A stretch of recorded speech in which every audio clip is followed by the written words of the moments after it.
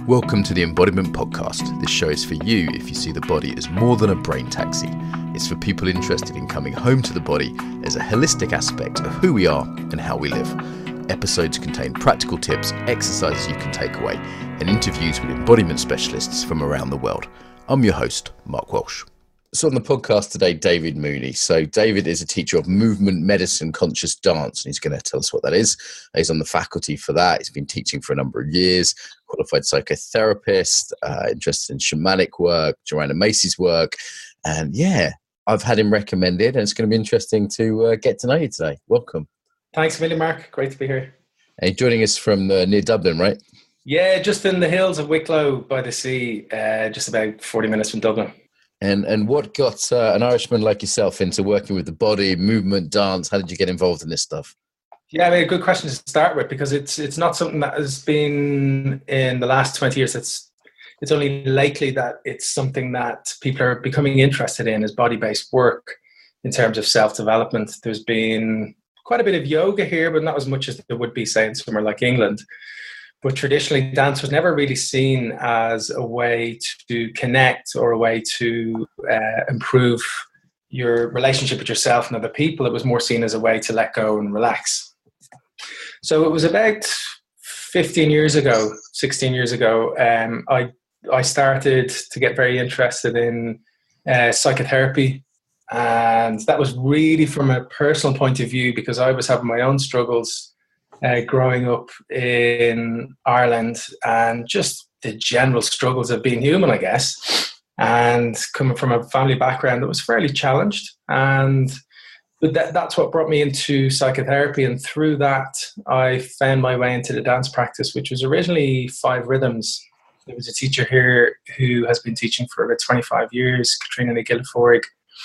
So I just dived straight into that, and I soon after that I met Susanna and Yakov Darling Khan, and went to do quite intensive work with them for, I'd say, well, it's been ongoing, but for those 3 or 4 years after I discovered the dance practice in England.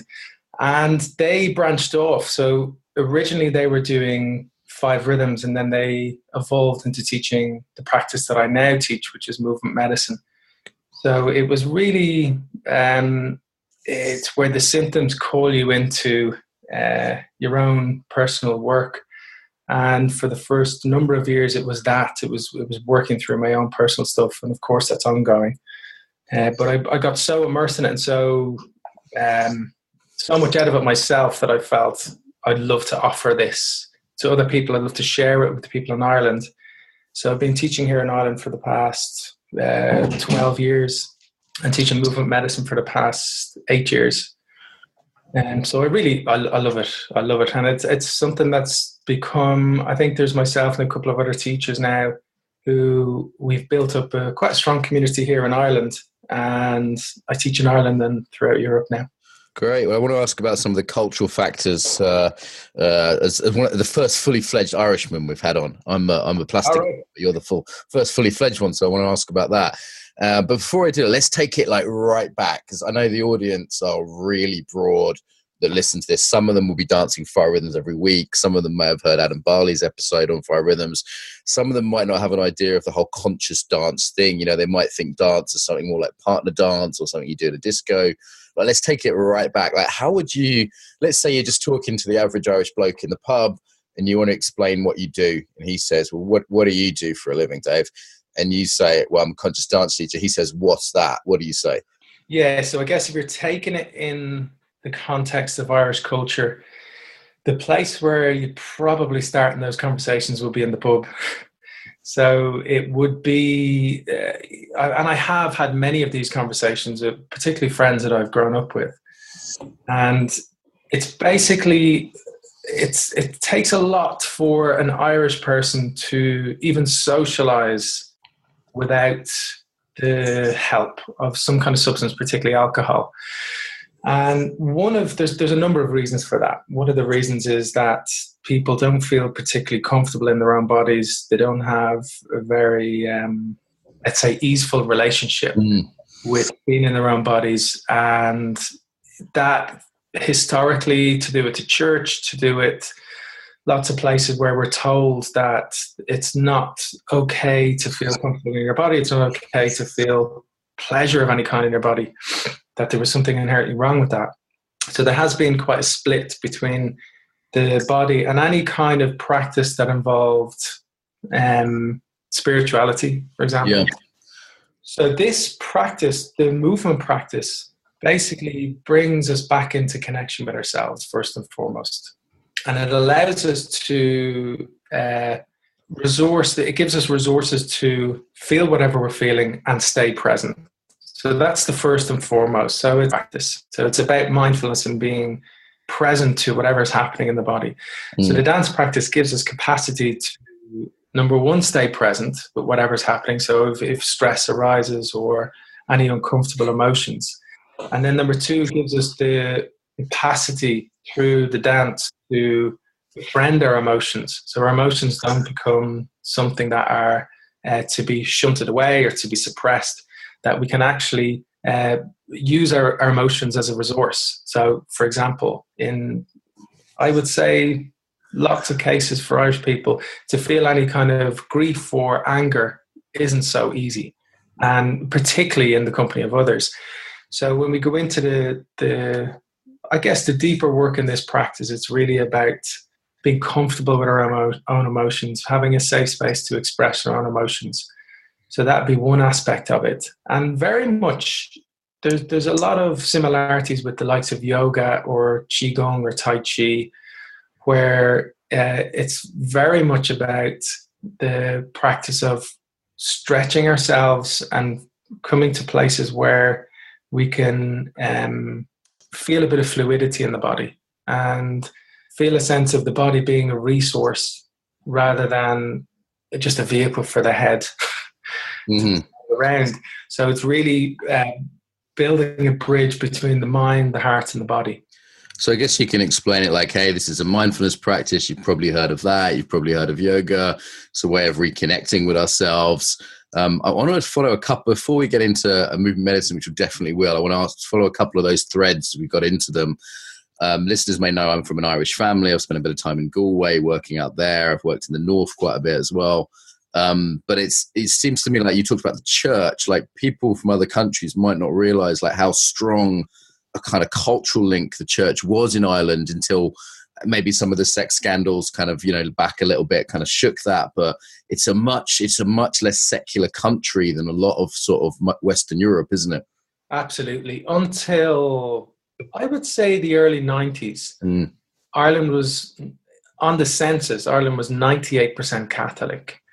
The Catholic Church, for people who haven't spent a lot of time in Ireland, may not appreciate the level of influence the church had in every institution and every aspect of Irish culture. In the most of the schools were run by the brothers or the Sisters of Charity or some other Catholic organization. And they had a huge influence in governmental policy. They ran a lot of the hospitals. In every aspect of life, the church was very, very strong, and that's going back quite a number of generations. And some aspects of that have been very positive because it's a place for people to go and to be in community. And there was a structure of people coming together on a Sunday to Mass. And I actually had quite a positive experience of the rites of passage. So those structures were in place, like the communion and the confirmation. That's follow the rites of passage that would be in many, many cultures when you're 7 and when you're 12 and 13 and then again when you're 18. But what I found is that there was a very particular, I would say as strong as a dogma in terms of what was allowed and what wasn't allowed. So if you were connecting in any way with any kind of spiritual practice that wasn't the church or meditation or prayer, or even until recently, yoga was questioned as a practice. And in Poland, for example, where I spend time, the Catholic Church there is very anti-yoga. They say, I was someone on the radio when I was in Poland, and my friend was translating and said they were saying, look, yoga's the work of the devil. It's satanic. If you're a good Catholic, which is most Poles, shouldn't be doing yoga or meditation. And I was shocked, because I grew up with a fairly liberal version of the Catholic Church in England. And I was confirmed, so I really appreciate like rituals, rites of passage, And so I was really shocked to hear there was this sort of anti kind of embodiment thread, but in a way, you know, maybe shouldn't be surprised when we look at some of the kind of antibody themes in Catholicism. So very much sort of speaking as an insider here, as well as someone who also grew up in that faith. Absolutely. And one of the places that leads to a lot of challenges, if there's any kind of meditation practice or anything where you're dealing with devotional practice or spirituality, there's a lot of fear. There's still a lot of fear for Irish people in terms of what that might mean, what the repercussions would be. And also there's a fear of, because there's a really deeply ingrained message that anything outside of the church and the priest and what you're taught in school about what it is to be spiritual, what it is to have any kind of practice, anything outside of that was the devil's work, like you said. Yeah. So there's a lot of residual fear, even in people. I say I would have been the last generation where there was such a strong hold of the church. So I kind of came in the tail end of it. So even having said that, even groups I work with now in Ireland, there is still quite a trepidation about opening any kind of spiritual practice or language around spirits, because there's been such a strong message for so many generations about that. Yeah, it is changing, but Poland would be a good example, because we've got very, very similar histories. There's still a lot of there's places where those structures are starting to, I would say, break down in Ireland, and you do see a lot of younger people gravitating towards yoga, gravitating towards kirtan, or the likes of movement medicine, where there might be that devotional practice as part of it. And there has been a vacuum. So there has been a place where the community spaces haven't been available for people because those structures were so strongly in place. And that's why I see there's a huge potential for the likes of these practices, like yoga, like movement medicine, 5 rhythms, like Tai Chi, to really allow people to connect in different ways. Because, I mean, it's all pathways to the same thing in the end. Yeah, that's lovely. And, I definitely remember that, being quite surprised by some of the conservative thread that was there. You know, I had this image from my family of Irish people being very open and liberal, and maybe, and then I was there, and I was, there's conversations about abortion being illegal and contraception being controversial. This was back in the 90s when I was there. It was, the Euro had just come in. It hadn't opened up culturally as much as it has now, I know, but I was surprised by that. And the other sort of cliche, and I don't want people to think we're talking in cliches here, but there was a sort of church and a pub on every street, Yeah. And I want to talk a little bit about alcohol there as well, and the role of alcohol. This is definitely part of British culture, but in my experience, even more in the kind of Celtic countries and parts of the UK and, in Ireland. And, conscious dance is normally done drug and alcohol free, right? That's normally a pretty hard rule. If I go to 5 Rhythms on a Wednesday night, no one's had a drink, and it would be pretty frowned upon to turn up smashed. So I'd love you to speak a little bit more about the relationship of alcohol to the body and how people use that just as, such a part of social life. And I think a lot of this applies to many countries, Russia, where I work, UK, but definitely Ireland. Absolutely, 100%. If you look at any country where there's been some institution that has had power over the general populace, whether that be through the institutions of the church or whether that be through colonization, there seems to be, unfortunately, in a lot of countries that have experienced that, and in Ireland we've experienced both, that there's a legacy of addiction of some kind. And alcohol is a suppressant. It's an anesthetic. It's a very powerful drug that in some way suppresses feelings or places of anxiety that we may not have the resources to cope with.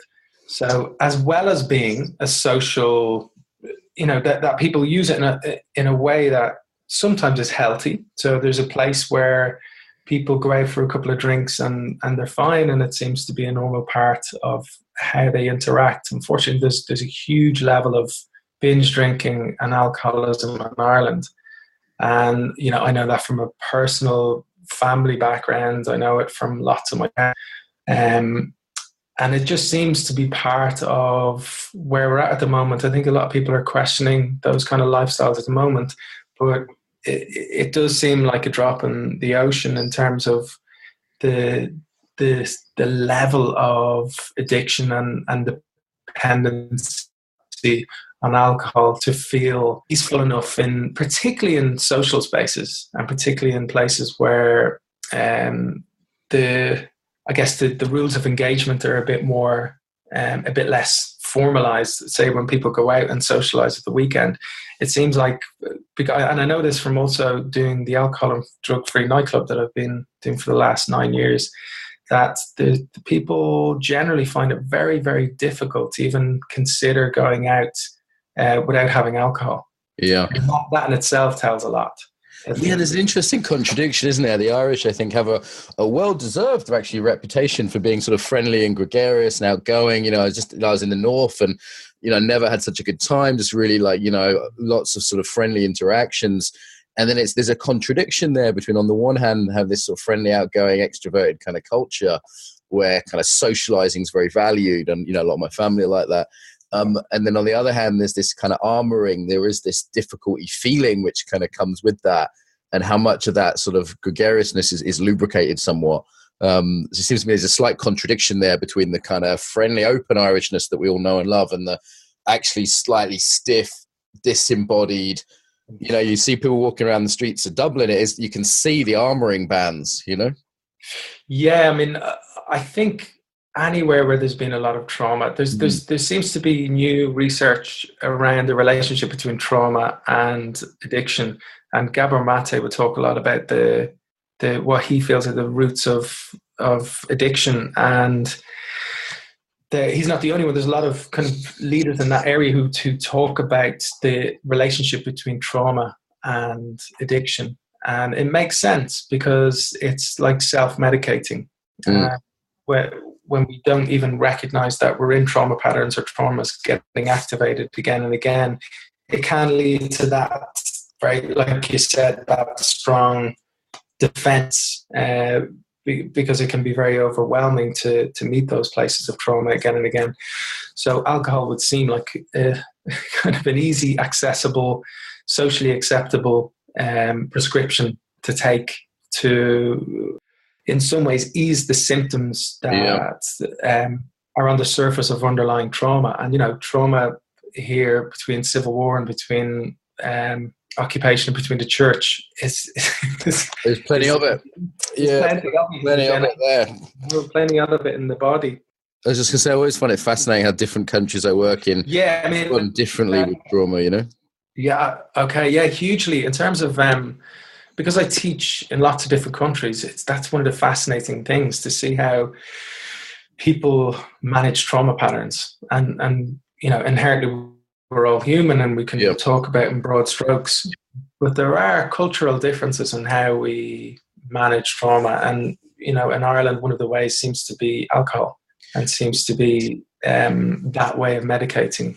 Yeah, I mean, we talk about culture quite a lot on this show, and one of my kind of missions here is to bring people who aren't from the west coast of America or Northern California onto the show. So people from Sweden and France and different countries, England, Ireland, and it's like the cultural kind of Russia, the cultural side is important here. And, for example, I know 3 places I've worked recently: Northern Ireland in the last year, Israel and Russia. 3 traumatized places, some similarities, but some differences. Like, they all like a drink. But, like the Irish thing of kind of making a lot of jokes, like that's kind of more in common with maybe the Israel, kind of slight cynicism, more in common with Russia. I see that sort of cynic defense in Ireland quite a lot. And sort of making everything fun feels quite different. And that's the one I see in Ireland that I don't see in Russia, in terms of sort of everything becomes a joke, everything becomes a laugh. When I was teaching in the north, there was a lot of jokes used as a way not to go deep.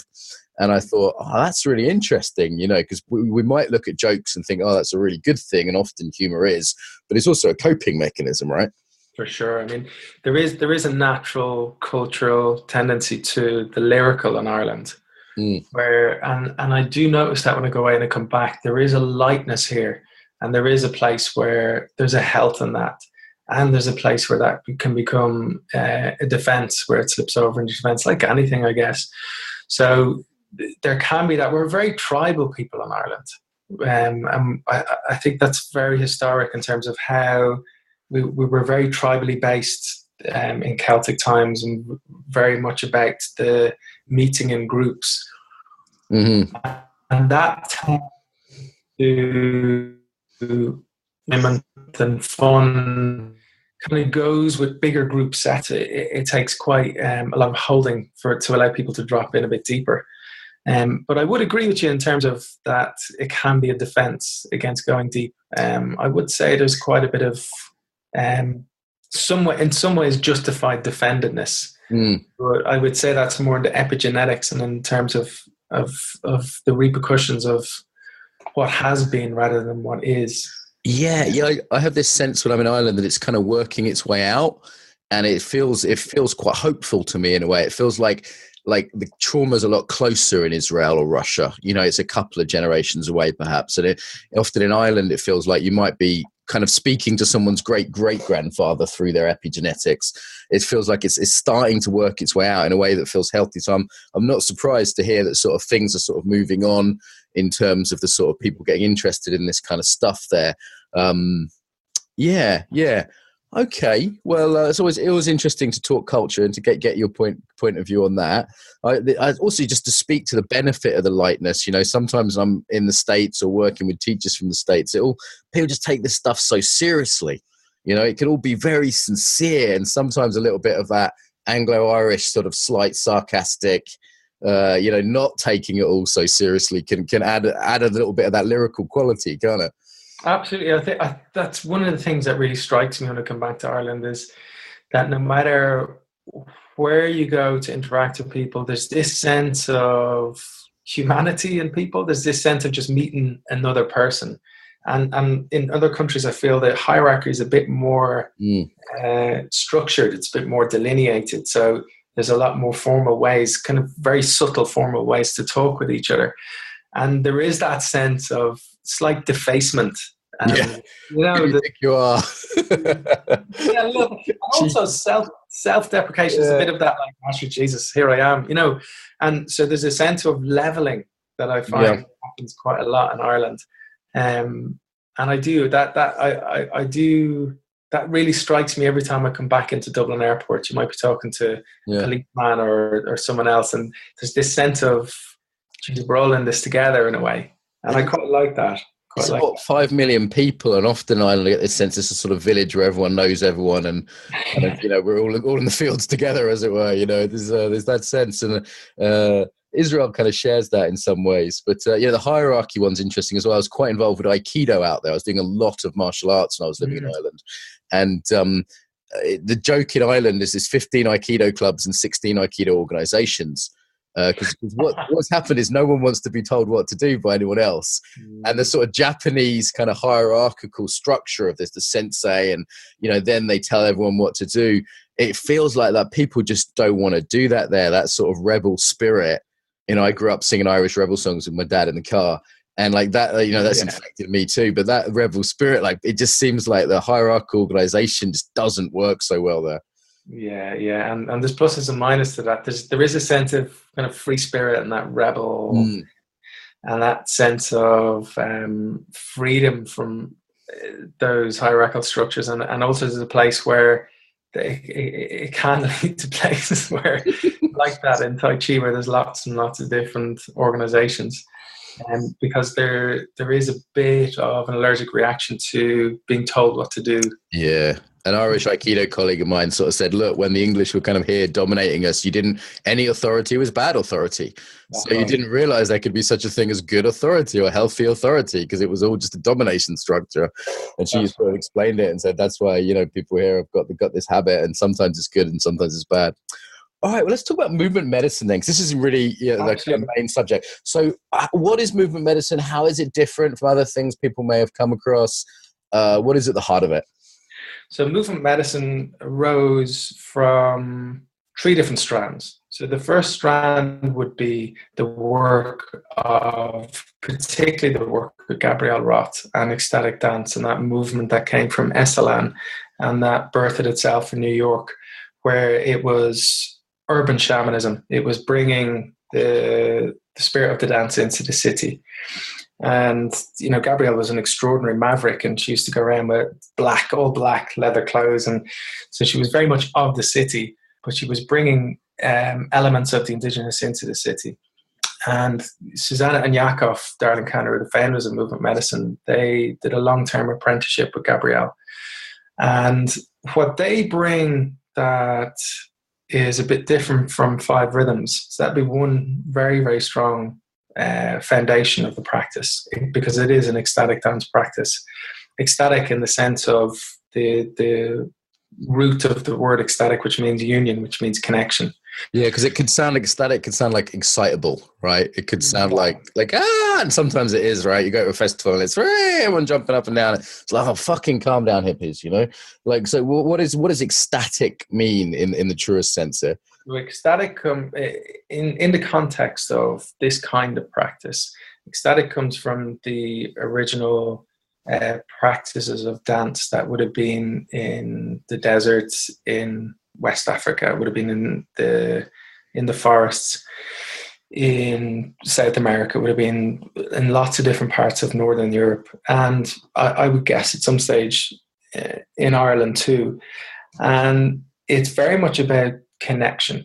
It's very much about union, and that is connecting the spirit with the body, connecting the self with nature particularly, and this sense of union with what underlies the fabric of life, whatever that is. I don't know, the mystery of life. So it's some connection between the ego self, where the ego self starts to dissolve a little bit into relationship with the bigger picture. And that's the original ecstasy, that's the original root of the word, is connection and union. And that can be sometimes very excitable, and sometimes be super quiet and very, very subtle. So it's a little bit broader than the way we use it in our Western culture now. It's very, very much about connection and union. So that would be one strand of the practice. Another strand of the practice would be therapeutic modalities, particularly family constellations and neuroscience and Gestalt therapy. So what they support is the backlog of experience that we have, some of which we've talked about, the backlog of trauma and experience and undigested emotional material, either that from ourselves or from when we were very young with our parents and growing up, and also from what is carried down through the generations. And what that allows is to empty out a little bit of a backlog of emotional material. Also contextualize. That's where the mind and the heart get connection with messages that we have received and that we've told ourselves for a long time, that may not serve us anymore, that may have served us at a particular time and in particular circumstances where we may feel threatened. But we revisit. So in this practice, we revisit difficult situations, and we bring the resources of the dance to them, so that we're able to move, feel, and express what we needed to at the time, but may have not been safe to do so that we can have the gestalt of what has been hampered or what has been interrupted. Because what the body will tend to do is trying to revisit something in lots of different ways to complete the gestalt, complete feelings and expressions or emotions or whatever we need to do at the time that we weren't able to do. So that's the first part of it, to be able to have enough resources to meet these places in a way that we can move with them and we can move through them. And then the neuroscience part is where those original messages, it's not okay to be here. It's not okay to feel anger. I'm not good enough as I am. So these original messages that we carry through our life, that we may have decided about how life is, about how I am, about how you are, we carry them very strongly in our psyche. And we work with this in movement medicine to recognize the messages that we're telling ourselves that often bring us back to very familiar situations, and we can be knocking our head off a wall saying, why am I back in this situation again? But so the psyche is bringing us back to these situations again and again and again. Number one, to allow us to have the gestalt to move it. And number two is because we're almost creating those conditions because that's how we believe the world is. Yeah. Recognize and to let go of those messages, and also to learn new ways of being and have a different perspective, because we're creatures of habit. We will kind of drop into the groove of what's familiar. I want to underline this. You're dropping so many gems here. I think it's worth just me jumping in and underlining a bit. So this idea that people replicate what's familiar, even though it's no longer useful. So it's that, people maybe know about repetition compulsion in trauma. When you've got a friend that's had a third awful boyfriend in a row, and you're just like, what the hell are you doing? It's like, really, another one? This can't be an accident. Without victim blaming, there's something going on there. And, people say, I had one when I was young. Life's dangerous, And then I started finding my way accidentally working in war zones, which was a fantastic way of reinforcing that life was not safe. It's like, I told you, look where I am. And it's a way in which we replicate in the external world or through our relationships what is comfortable, even if it's awful, right? Like we're replicating that neurological sense of familiarity, even if it's fucking shitty and not in any way adaptive for how we are now. Yeah, absolutely. In some ways, often in my experience, we're reliving past experience in order to try and make sense of it, in order to try and meet it now from a different perspective, to try and understand it and to move through it. Because original events, and a lot of these, in my view, happen in childhood. And we construct some kind of defense around ourselves, whether that is life is dangerous and I need to protect myself in this way. Now, that would have been very, very useful at the time. That would have been a super intelligent thing to do at the time. And in order to protect yourself from some danger, in a way. But what we do is, because that was such a good defense at the time, we're deeply loyal to that defense. Yeah. Because we expect an update that the gone. So in order to visit those places and deconstruct those defenses, we have to build up an awful lot of resources beforehand so that we can do that, because behind that is often a lot of trauma and is often a lot of place of fear and those emotional experiences that have been locked away for a long time. So there has to be a lot of ground, a lot of good ground, and that's where the dance practice comes in very strongly, because when we dance deep enough in this kind of practice, we begin to get a sense of the body as a resource, the earth as a resource, all the elements of the body and the heart as a resource. So when we start to befriend our emotions, so then we can step back into those experiences, let go of what we needed to let go of, and then deconstruct the stories we had that protected us very, very effectively in those original events. So this kind of work, I've been working a lot, particularly in the last few years, around Europe. And although there are cultural differences, we're all human at the end of the day. And my feeling is that we operate an awful lot out of trauma patterns and trying to adapt ourselves around original traumas. Stephen Levine does beautiful work around this in Waking the Tiger, and how we can undo trauma, how we can not necessarily undo trauma, but undo the legacy of trauma, so that we're not in those trauma responses. And he talks about titration, where we do it very slowly. So it's like a fizzy bottle of water that gets, when you shake it, it gets very activated. If you just take the lid off, it will explode out. And sometimes, and that's where the cathartic work is starting to change in self-development fields, where it's not necessarily just about big shaking out releases and wild catharsis. Yeah. Which was very present. It was kind of the thing in the body work up to 70s to the 90s, right? That like jump around, go crazy, scream, cry, shake. And, that was the thing. And then people kind of feel better, but it's like, okay, what was the problem with that? Yeah, absolutely. And that's all well and good, but there's something about connecting up the original experience with the shaking around and with the, because sometimes that's needed. Mm-hmm. So in this kind of work, it's body, heart, and mind. It's a mindful practice. So we connect up the understanding, the cognitive understanding, with the emotional content, with the relationship of, because the trauma is held in the body, it's held in cells of the body. And it's our own trauma, but also there's lots of research about in epigenetics how trauma is passed down through generations. So this is where movement medicine starts to create a slightly new field, where we work with the arc of time of the past, present, future. So we do a lot of work with our relationship with those who came before us and the ancestors. And we also do a lot of work with those, so our own future and co-creating our own future. And also what kind of earth we want to leave behind for others. So there's very much that interrelationality between past, present, and future.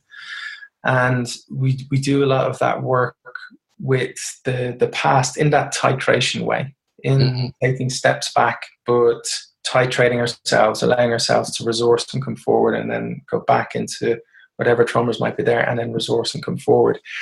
And in the work of, so that's where this work is about healing.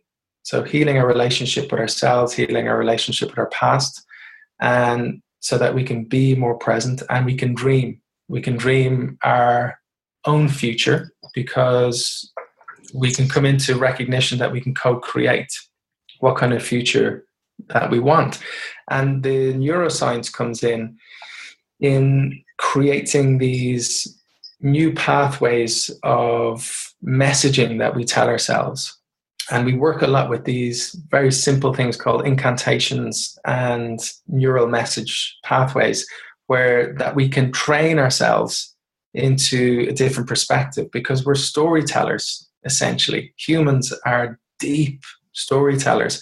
That's how we've passed on history, is that we create stories around experience. And in that way, we can change the stories that we tell ourselves about who we are. And in movement medicine, it's a very, very strong part of the work, because we look at the relationship between yin yang, between healing ourselves and being as we are. So how can we simply just be ourselves, not have to change anything? And then how can we grow as a tree or a plant grows? How can we evolve and change so that we can give what we've got to give in life? So it's very much that relationship between being and dreaming and manifesting in movement medicine.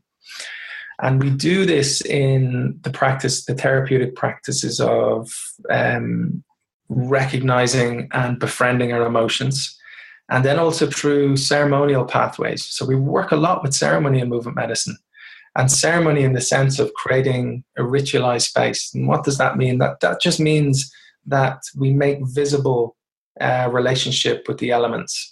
So we create simple altars for the earth, fire, air, and water. And we make visible the elements of who we are inside and our relationship with the elements outside of us with simple altars. And then we have simple structures and simple rounds. Say we have 5 rounds in the ceremony, where you dance your relationship with yourself, and you dance what you want to call in, what you want to let go of. You dance your relationship with others. So in movement medicine, there's a lot of work on the interpersonal. And the 3rd round is about community. And you dance your prayers for the communities that you're connected to, but also the wider communities of life. And then we dance on the 4th round with the ancestors and the unseen. So we do a lot of work with unseen support. So that might be the archetypal support of the elements. It might be unseen support of the ancestors, or various other ways. It's a practice where people find their own relationship with that. And the last round then is the dancing with the great mystery, and that's a simple recognition that we're all connected to something that none of us fully understand. Mm. And there's that ultimate gateway of the unknown of death. So that's where the shamanic elements come in, where the work of, say, the likes of Victor Sanchez and that work of relationship with death as your ally, or there's lots of other places in shamanic cultures where they work with that very strongly. And it's a really good medicine to come into relationship with that thing that we're gonna die, because it gives us that sense of that there's not an infinity of time in front of us in this particular incarnation, so that there's a kind of a wake up in that. Yeah, death meditations I find fantastic for that in terms of a wake up call. So I want to look at something here that you kind of pointed to in the last kind of 10 minutes, which I think is really interesting in the wider embodiment scene. And I think this movement medicine sounds like a really good example of it. And that's the collision of several things, of kind of East and West. So on the one hand, we've got the Eastern kind of mindfulness practices, the idea of movement meditation. Then we've got some of the shamanic practices, talking about the great mystery, or confronting death. Then we've got the Western therapeutic practices, the kind of time-bound sort of past-orientated thing. And, from tell me about your parents to tell me about your ancestors, epigenetics, there's a thread there that's shamanic, and another thread there that feels very Western, neuroscientific, therapeutic. The Buddhists didn't do therapy. It's just not part of the Buddhist tradition, not part of the Hindu tradition. It's a Western invention. And it's interesting, fire rhythms coming from Esalen, where some of these things were colliding for the first time, and there was literally Gestalt therapists sitting down with Buddhist teachers and things. So it doesn't surprise me, kind of a lot of stuff started there and is now, I think, coming to a maturity in different practices and offshoot practices. This combination of East and West, this combination of these practices, which it's what this podcast is all about. And we've got people, had a therapist on yesterday and a comedian, improv. That's very Western art, improv. And then we've had people who are very much immersed in meditation and Aikido and karate. How do you think these things are kind of coming together? It seems like sometimes they're quite uneasy bedfellows, and sometimes they're much more integrated. Absolutely. One of the places that I've seen that in my experience of that, where it seems to be a time of integrative models, wherever you're looking at, whether it's psychotherapy, whether it's dance, or whether it's a devotional practice, it seems to be where threads are meeting each other, or different modalities are meeting each other, and how do they talk to each other, how do they interact, how do they synergize. And one of the places where I could see both the challenge and the difficulty was in psychotherapy, because I trained as a psychotherapy in an integrative model. And in that, you could see where the challenge of, say, the person-centered and the analytical approach, where there's deep schisms within the branches of psychotherapy. There's deep places of conflict and that haven't been resolved. So you can see the places where they bump into each other, and there's that sense of, okay, so some of it is political, some of it is just human nature that we're drawn to conflict. And then there's a place where you can see the benefit of keeping something in its pure form. And then you can also, on the other hand, see the benefit of the synergy between two practices coming together. What that can create something completely new. Yeah, and there's dangers here, isn't there? MMA was the synergy of different martial arts, and technically it was fantastic, but a lot of the philosophy got lost. A lot of the kind of personal growth in martial arts got lost in that kind of technical synthesis, which is, there's no doubt a trained MMA martial artist could just win in a fight against almost any traditional martial artist, just because it's technically better, but they lost something really valuable in that synthesis, which is the personal growth side, which in Asian martial arts was absolutely core. In the embodied yoga that I do, on the one hand, it's like, wow, it's this really interesting combination of coaching and body therapy combined with yoga. And then there's people saying, well, this isn't yoga. What the hell is this you're doing? Why are you calling it yoga? There's issues of integrity. There's issues of, does the synthesis work? When someone expects a yoga class or a dance class and they end up doing deep psychotherapy before they know what they're doing. And, I'm not a psychotherapist. And it's like, okay, where's my integrity in that?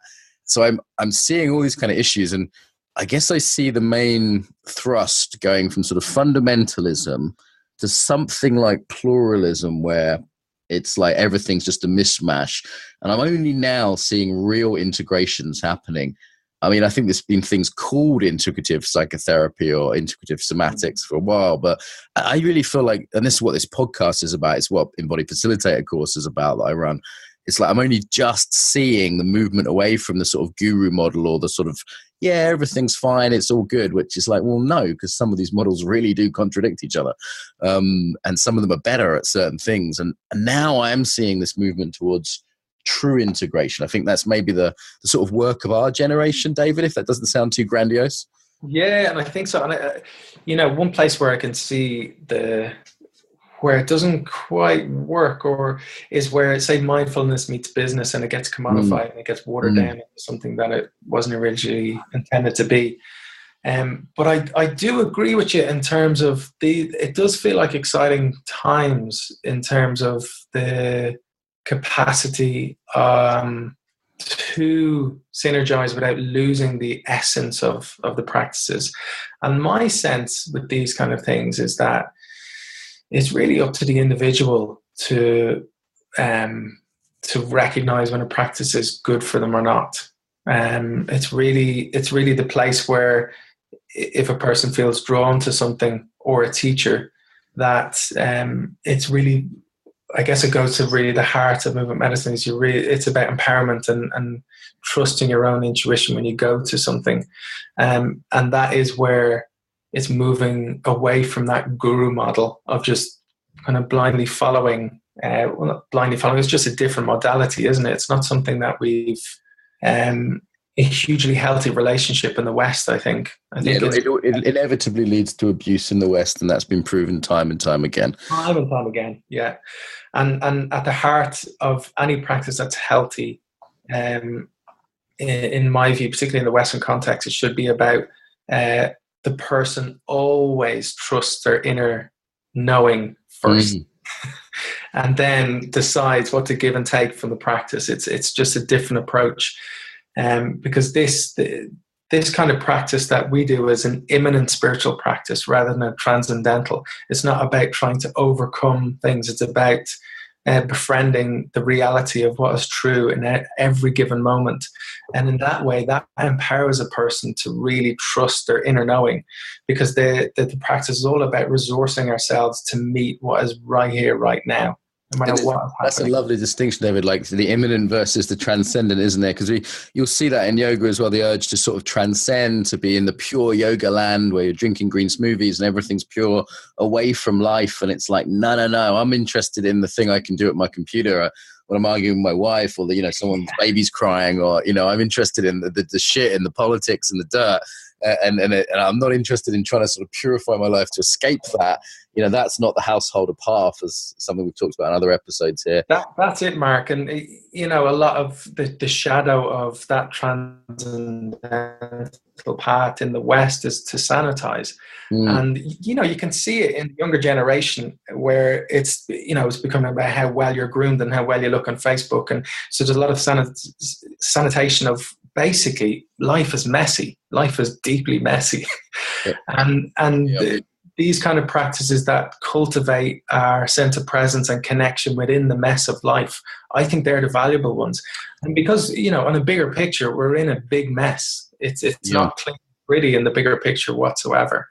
And that correlation between the personal messiness of life and the bigger mess of life, I think there needs to be a much stronger bridge between the two, because rather than this projection of who we are or projection of how the world is, because we're in quite unique times, it feels to me, where we've a lot more information collectively about how things are in the world. Yeah, and because there's more information, we need to be more discerning, right? And the harder thing becomes choosing a practice and choosing a teacher, not like in the 60s where it's like, oh shit, I have to fly to California to do a conscious dance class. It's like, all right, who do I choose from? There's 3 different guys teaching in Dublin on a Friday night. Who do I go to? Well, there's so much on a Wednesday night in Brighton. It's like there's so much happening. I think the cultural thing there, like I very much see Irish culture as being very immanent, very much of the earth, of the peat, and Californian culture as being very much more of the sky and the kind of transcendent. And it's, so I wonder if kind of like there's a particular piece to be had from more immanent cultures in a way in adding that part of the narrative. Yeah. Another thing I was thinking of there as we're talking about this was and I was talking back to what I saw in the Aikido world of every teacher becoming the head of an organization. Like when I've talked to people about movement medicine, like doing a bit of research for this, I had really good things, and people said, no. Like several 5 Rhythms teachers I know said, of all the offshoots to 5 Rhythms, that's the one that I'd say, had real good integrity. Like maybe one other, I forget the other one they told me, and said, no, this is a good one. This has integrity. They've gone their own way, but it's, 5 Rhythms people can be a little fundamentalist sometimes, but people were saying good things about movement medicine. So that was sound. But I also know it seems like there's a new, and I think there's a financial pressure here. There's a new like trademarked form of conscious dance every second week. And I know a guy who who created his own form of conscious dance coming out of 5 Rhythms. I personally, I won't name names. I don't think he was quite ready to.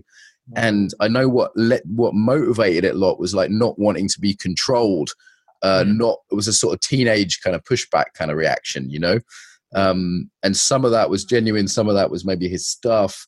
And some of it is also that once you can trademark something, you get to be the guy who founded it. Yeah. And, that's another danger, I think, in our times. It's kind of everyone doing their own different thing.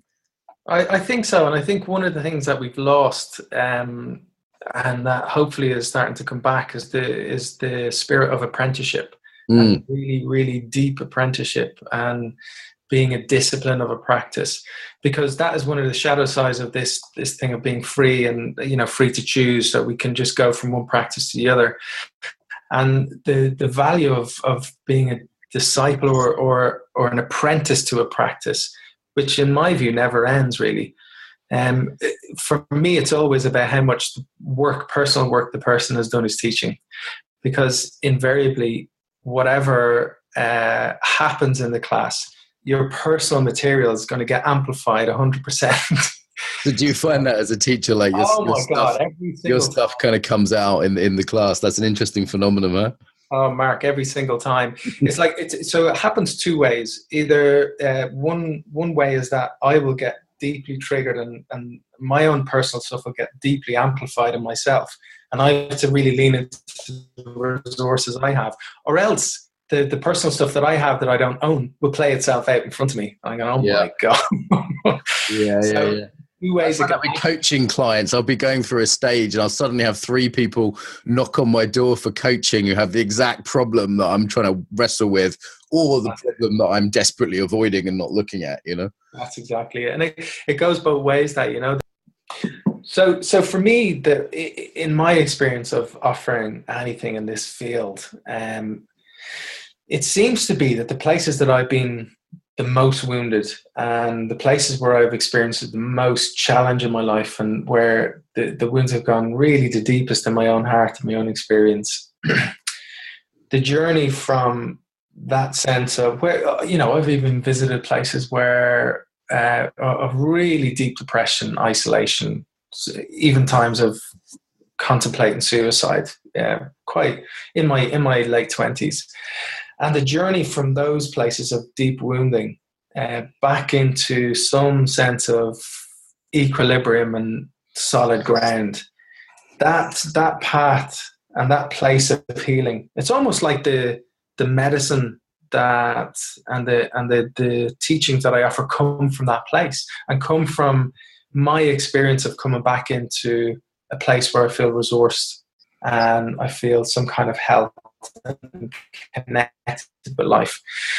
So it is that old cliche of the wounded healer, and I think we all are that. And there's as much teaching and there's much possibility for paths, for the teachings to come from that place as anywhere else. And my sense of a teacher that can be trusted to hold a safe, integral space is someone who's met their shadows deeply enough, someone who knows their own capacity to harm and their own capacity to be in the shadow, and that they've met that deeply enough that they've, in some ways, digested some of the material that where we play out things unconsciously. And so whatever the modality of the teacher, That's my sense of someone who can hold space, someone who's visited their own shadow deeply enough. Yeah, like we're all playing it out, stuff out unconsciously, and it's to a degree, right? And if that's too big a degree and you're holding space, you're going to be hurting people doing that. And both in the moment, people just won't feel safe to go deep, and they won't be able to go to the places you haven't gone to. And then there's also in the structures of that organization and how it's run and who takes the money and, the sexual relations and all those sort of things will play out on that level too. So, I actually just today got a new supervisor. I've done some therapeutic work, which I'd say is essential for anyone doing embodied work to do at least a good solid year of therapy. That's kind of minimum health as far as I'm concerned for any embodiment trainer, whether they're an Aikido teacher or yoga teacher, say do a year of therapy, And I just today got a guy he's a trauma therapist and works with addictions, and he's a psychotherapist and does trauma stuff. And I said, you know what, I want to be in supervision. I want to be doing my own work because I can see how that can affect students negatively if I'm not. And I just would encourage everyone out there who's a practitioner of any kind, even if you think, hey, what's this got to do with being a kung fu teacher or whatever? It's got something to do with it, So it's power dynamics or whatever. So it's like, do the work, right? Like pay the money, take the time, do the work. Absolutely. And no shortcut to that therapeutic work either. There's no shortcut, absolutely, and I think that's one of what you were talking about in terms of the integrity of the work of movement medicine. We have to be in supervision. We have to do our own personal work over years and years. And I think anyone in this field, I totally agree with you. It's such a good idea to do at least a year of fairly regular psychotherapy and some kind of trauma work, and to be in supervision for your work, no matter what field it is, because holding space, it's such a responsibility. And I worry about any practice where people can kind of qualify too quickly, or that they don't have a long-term mentor. My own Paul Linden is a 10-year kind of apprenticeship that's kind of coming to an end now. And yoga teachers that go back 10 years, and having those long-term relationships and people that you can be accountable to is so important. Okay, so I love it if people can, they're on the show, can give something to people who are listening, either like as a practice or something to contemplate. I was aware earlier that when you were talking about the past and the future, that's a frame, anyone can have who's listening to this is on the subway in New York or walking through the streets of Prague, is like, what I'm doing now is historical, is ancestral, and what is a sort of dreaming for the future. So that's one that kind of already came for me out of what you said. That anyone like listening to this, walking along, can actually kind of go have that as inquiry, like right now, And is there any others from movement medicine or just from your own experience you could offer listeners that as they're listening to this, they could kind of engage with actively? Yeah, it's a very simple practice called the Tree of Life practice. And it comes from practice like Qigong, Tai Chi, and it's the relationship between the earth and the sky. And I work with the Lakota people, and they do that also, that very fundamental archetypal relationship between the earth and the sky. So what we do in one very simple practice in movement medicine, no matter where you are, if you're in the metro or wherever you might be, is just to take a moment to breathe and feel your feet and the relationship with the earth. And then take a moment to breathe and feel your relationship with the sky and the sun. And if you're in a place where you're comfortable to do so, it's just to stretch up and reach out to the sky, and then slowly bring the hands down and the exhale down towards the heart and the body. And then and this is a really beautiful way of presencing, of inviting presence and inviting, in those simple practices of the incantations, to find a few simple words like, okay, I welcome myself here as I am. And then to make a connection with the earth as if you're lifting the prana of the living earth up into the body, and then exhale, landing the body down into relationship with the earth. And that's lovely, because that's something people, even if they can't do the hand movements, just to say, okay, what's my relationship to the earth right now? And I'm like, okay, maybe I can sit on my chair a little differently. Or what's my relationship to the sky right now? And it's like, that might be helpful in giving me that uplift, because I've got another couple of hours of work before the end of the day. That's something people can do anytime, any place, right? Absolutely. And the fundamental central part of this in movement medicine and most meditation practices is the breath. And to allow ourselves to really breathe, and allow the breathing to calm the mind, and allow the breathing to remind ourselves of the space within and our possibility to exhale and that relationship of what's outside of us. The breath is deeply complex. There's the spiraling of the alveoli out in a very, very complex, multifaceted way when we breathe, and they spiral back in. And it's like a lot of these practices, they're often, the potent ones are hidden in plain sight because they're so familiar that we lose the sense of value of these practices. And the breath is so fundamental to any meditation practice. Yeah, I think I've interviewed 40 people now for the podcast, and I don't think one of them has said, "Oh, don't worry about the breath. That doesn't matter." Yeah. It's like they're all talking about it in different ways, no matter what art they're from, which is, it makes total sense. Yeah. Okay, David, this has been a real pleasure. I would definitely look you up if I'm ever back in Dublin. It might well happen. Great, Mark. Yeah, you're very welcome. Any closing message about the body for people? The body is a deep, deep resource, and it's also a gateway into the connection with life on many, many different levels. So I would say, first of all, listen to the body, and that includes any symptoms that you have in the body, aches and pains, because that could be a way into connection and relationship with the body in a way that you may not have realized is possible. And also, it's such a deep resource, and this body's been evolving for billions of years. It has such a deep level of intelligence inside of it. Thank you. And in terms of finding out more about you, they can go to embodiment.ie, right? Absolutely, yeah, because I teach in Ireland, all around Europe, and perhaps by the end of next year, I might be coming to the States. Cool. Send some people their way. Reverse the normal flow. And anywhere else people can find out about you online, any resources, anything you want to point people to, movement medicine, anything else? Yeah, they can also check out the schoolofmovementmedicine.com, and there's teachers all around Europe, all around the world who teach. There's a calendar of different events there from different teachers, from the founders as well. So there's lots and lots of different ways to find the practice. There's people teaching in Australia, in the States, and all over the world.